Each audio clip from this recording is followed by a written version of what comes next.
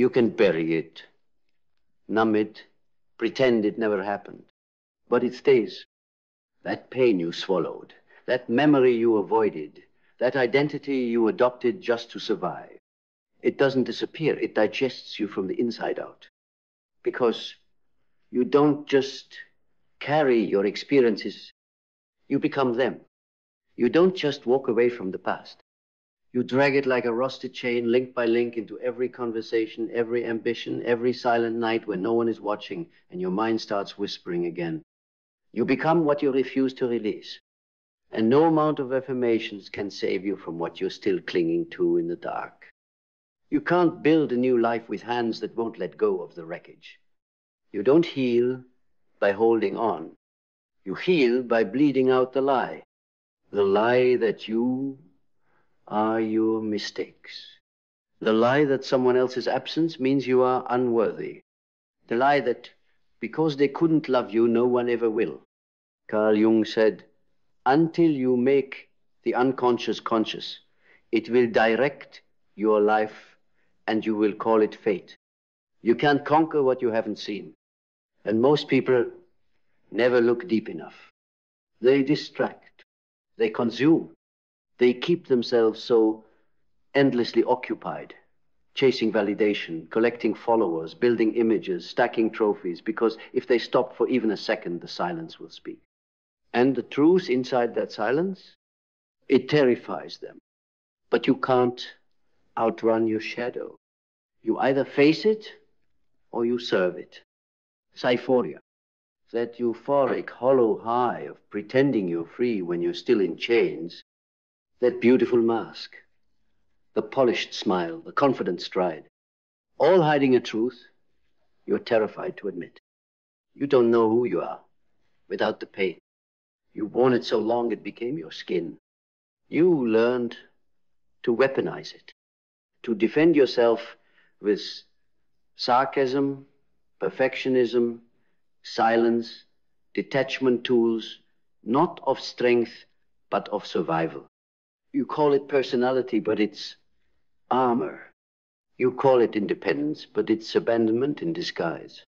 You call it peace, but it's exhaustion. And so the psyche splits, the self fractures, and you live a life where you smile while drowning, because to release what you're holding means losing the only version of you that ever felt safe. But here's the brutal, beautiful truth. If you want to become something greater, you must grieve the version of you that needed to survive. Because real evolution begins with loss. The loss of the lie, the loss of the illusion, the death of the identity you built to cope. Mindset, not the surface level cheerleading you find in self-help books. I'm talking about the deep structure of how you perceive reality. Because your mind is not a mirror, it's a filter. It doesn't reflect truth, it interprets it. And if that filter is cracked by trauma, by betrayal, by shame, then even love looks like manipulation. Even kindness feels unsafe. Even opportunity looks like a trap. You were not born to mistrust everything. You were trained to. You were programmed to survive, not to thrive. But survival is not a destiny. It's a season. And some of you have overstayed your welcome in the season of survival. You've decorated your prison cell and call it a home. But here's the challenge.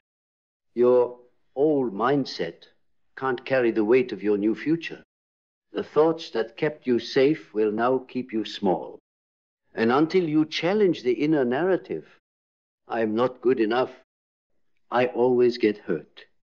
I'll never make it. You will loop through the same life with different faces and names. Belief, it's not passive. It's a contract. What you believe, you build, not out there in here. Because belief doesn't shape the world, it shapes you. You don't believe what's true. You believe what feels familiar. And if pain is all you've known, pain will feel like home. That's why people sabotage their own joy. Because the mind prefers consistency over happiness. It would rather suffer predictably than thrive unpredictably. It clings to old beliefs like lifeboats on a sinking ship, even when those beliefs are what's drowning them. So you must ask, what have I agreed to that is no longer true? Whose voice still echoes in my mind as if it were my own? And more importantly, am I willing to betray who I was, to become who I could be? Because letting go isn't passive. It's an act of war against the identity that was built in fear, clarity. Most people don't lack potential, they lack clarity. They think they're stuck, but they're actually distracted. They think they're lost, but they're really just afraid of choosing. Because when you don't choose a direction, you can't fail. When you keep it vague, you don't have to commit.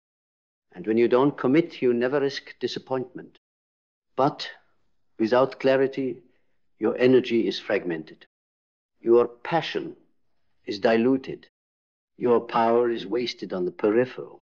Clarity demands you burn the fog, that you sit alone long enough to remember what your own voice sounds like, that you stop borrowing dreams from your parents, your culture, your algorithm, and instead you ask the question no one asks anymore. What do I want that doesn't come from my pain? Because until you answer that, you'll build towers in deserts that don't belong to you. You'll succeed in the wrong story.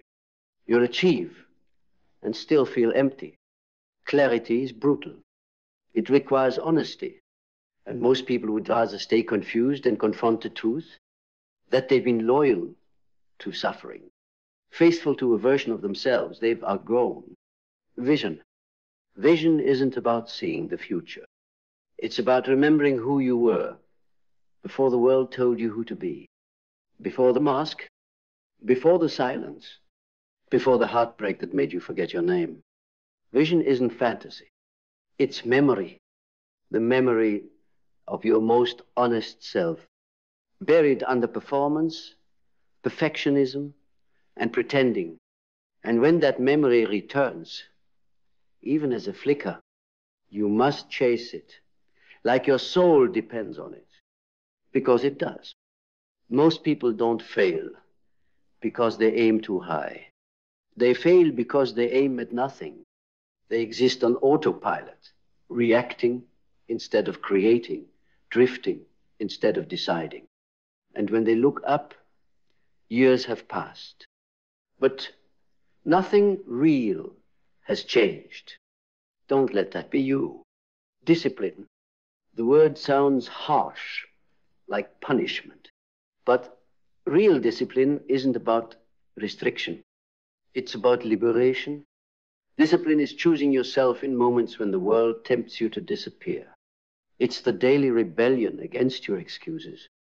It's the sacred ritual of saying, I am becoming who I said I would become, even when no one is watching, even when it's hard, even when your past is screaming for you to cave. Because without discipline, desire is useless. Without discipline, vision dies in the mouth of temptation. Discipline is not about grinding yourself into the ground. It's about aligning your energy with your becoming. It's the quiet, relentless practice of embodiment, of acting like the person you're becoming already exists. Most people are waiting to feel ready, to feel healed, to feel inspired. But readiness is a myth. Inspiration is a luxury. And healing, real healing, begins after the action, not before it. So stop negotiating with your lesser self. That version of you who wants comfort more than growth, that's the ghost of your limitations. It will bargain. It will beg. It will tell you, just this once, you deserve a break. No one else is trying this hard.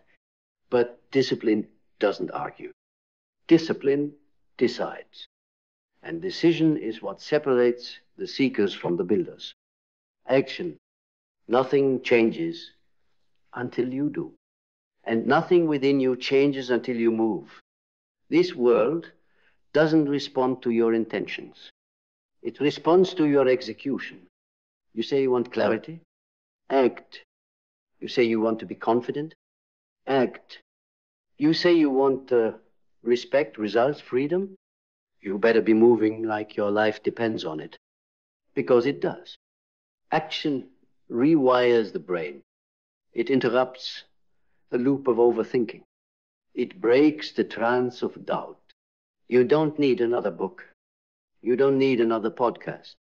You don't need another month to get things in order. You need to walk into the fire, to press publish before you feel ready, to make the call, set the boundary, change the room, not because it's perfect, but because it's true. There is no perfect moment. There is only now. And the now is sacred. The now is where your identity dies and reforms over and over again, until action becomes instinct, not effort. Resilience. They won't teach you this in school. They'll give you metrics. They'll hand you grades and praise your obedience. But resilience? Resilience is forged in the fire of what they never prepared you for. The heartbreaks, the betrayals, the nights you cry so quietly that even the walls forget your name. Resilience is not about bouncing back. It's about building back differently. It's about taking the shattered pieces and refusing to make the same shape again. It's not getting over it. It's reconstructing yourself with deeper roots, sharper discernment, a soul that knows how to stay standing in the middle of collapse. You don't become resilient by avoiding pain. You become resilient by facing it with dignity. You sit with the fire and say, burn what must burn, but leave the truth. And the truth, you are not fragile. You are not broken. You are becoming refined. The storms weren't sent to destroy you. They were sent to show you who you are when everything else is stripped away. Gratitude, not the performative kind, not the write 3 things in a journal and post it on Instagram kind. Real gratitude, the kind that wakes you up in the middle of the night and floods you with tears because you're still here, because something inside you refused to die. Gratitude is rebellion in a world addicted to comparison. It's saying, I may not have everything I want yet, but I refuse to insult the miracle of what I do have.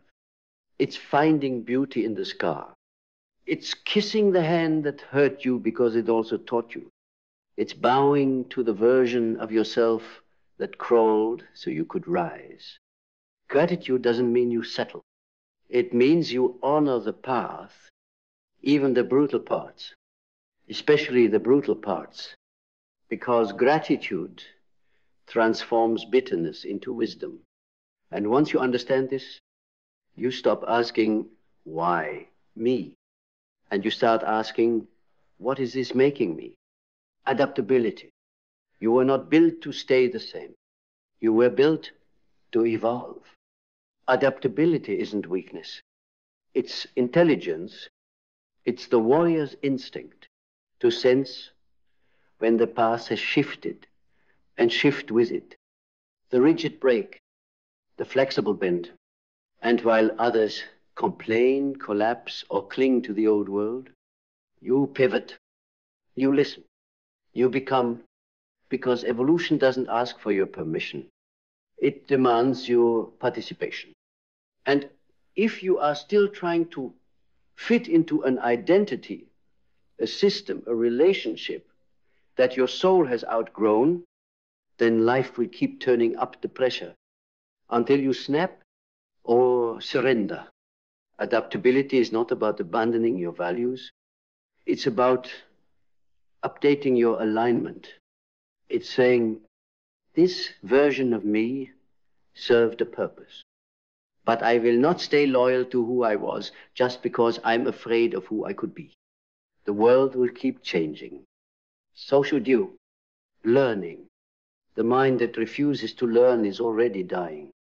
Not physically, but spiritually. You don't grow old when your skin wrinkles. You grow old the moment you think you know enough. Learning is how you live, not just academically, but emotionally, spiritually, relationally. Learn from the mentor, the mistake, the enemy. Learn from the way a child trusts. Learn from the silence between your thoughts, because every moment carries a lesson, and every lesson you refuse to learn will become a pattern that repeats again and again and again until you wake up. You don't need more answers. You need deeper questions and the courage to sit inside the unknown without reaching for distraction. Carl Jung wrote, "The privilege of a lifetime is to become who you truly are. But becoming requires unlearning, and unlearning requires humility. The humility to admit, I was wrong. I didn't know better. But I am willing to see now. Keep learning, even when it hurts. Especially when it hurts, because that's how you reclaim your life. One realization at a time. Purpose, not the kind they sell you in 5-step guides, not the version painted in perfect aesthetics and tidy life plans. Real purpose is messy. It's violent in how it demands your full surrender. Because purpose is not something you find. It's something you become. You don't choose it with your mind. It chooses you through your wounds. It rises from the ashes of what you've survived. It speaks in the language of your pain. It calls you to alchemize what once tried to kill you into something that gives life. And purpose is not polite. It won't let you rest in mediocrity.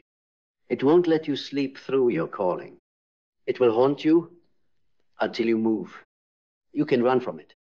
You can distract yourself with comfort, convenience, consumption, but purpose will wait. It will outlast your excuses, because your soul already knows what your mind is afraid to remember. You are not here to fit in. You are here to set fire to the lie that you were ever meant to be average. Your purpose is in the tension, where your fear meets your gift, where your silence aches to be broken, where your soul remembers what it's here to do, not for applause, but for alignment.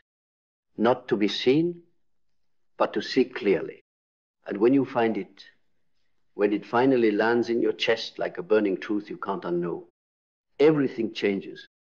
Because now you're dangerous. Not because you're perfect, but because you remembered. And a person who remembers their purpose is no longer controllable. Conviction. Conviction is the fire that doesn't ask permission. It doesn't knock politely. It erupts. It doesn't wait for you to be certain. It moves through you because it must. Conviction isn't something you speak. It's something you embody. It's in the way you walk into a room and no longer ask for permission to exist. It's in the tone of your voice when you finally stop apologizing for needing what you need. Conviction doesn't need consensus. It doesn't beg for understanding.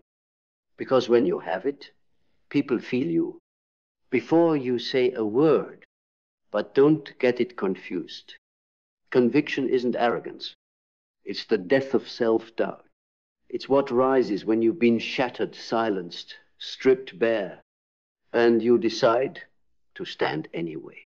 Not in defiance, but in truth, because you finally realized that nobody was coming to rescue you. And maybe that's what saved you. Sovereignty. There is a moment, quiet, sacred, where you realize you owe no one your silence. You owe no one your shrinking. You owe no one your suffering in the name of being easy to love. And in that moment, you become sovereign, not cold, not cruel, but clear. Sovereignty is the reclamation of your energy. It's knowing the difference between being open and being exposed. It's knowing that boundaries are not walls, they are honor codes. It's saying, I don't need you to agree with my worth. I know it. It's not about dominating others. It's about refusing to be dominated by the parts of yourself that once needed approval to breathe. This world trains you to outsource your power to social media, to relationships, to titles, trophies, and temporary praise. But sovereignty is the quiet decision to reclaim it, to hold it within, to walk as if your value is undeniable, because it is. And once you taste that level of self-ownership, you never go back. Transcendence. You were never meant to stay who you are. You were meant to surpass it. But you cannot transcend what you still cling to.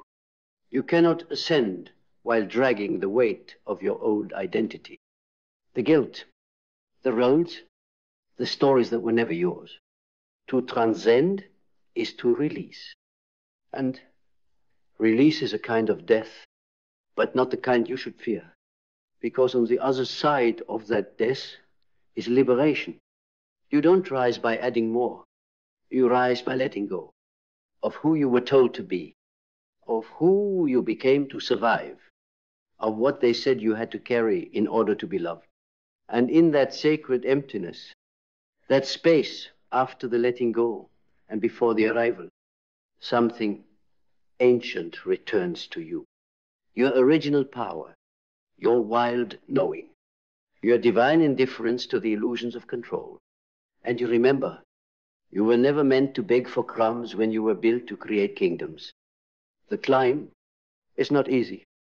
God knows there will be days when it feels like no one sees you, when your progress is invisible, when the silence mocks your effort, when the voices return and ask, who do you think you are? But you'll keep climbing, not because it's glamorous, not because it's guaranteed, but because you must, because there is something sacred on the other side of the climb. And it's you, the real you, the remembered you, the one who was buried beneath too much and not enough and every scar that taught you to hide.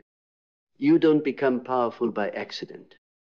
You become powerful by shedding, by breaking, by burning the scripts that told you to be quiet and obedient. You become powerful when you look your old life in the face and say, I'm done surviving.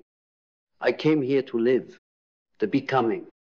You become what you refuse to let go of. So let go of the shame, let go of the guilt, let go of the old identities written by people who never even saw you. Let go of the story that began in fear and ended in silence. Let go of being the villain in your own life. And if you must cling to something, cling to your becoming. Cling to your fire. Cling to the version of you that doesn't settle, doesn't shrink, doesn't wait for validation to move. Because once you let go, you rise. You return. You remember. And the world will try to pull you back. But you smile. Because now you know. You become what you refuse to let go of. So let go and become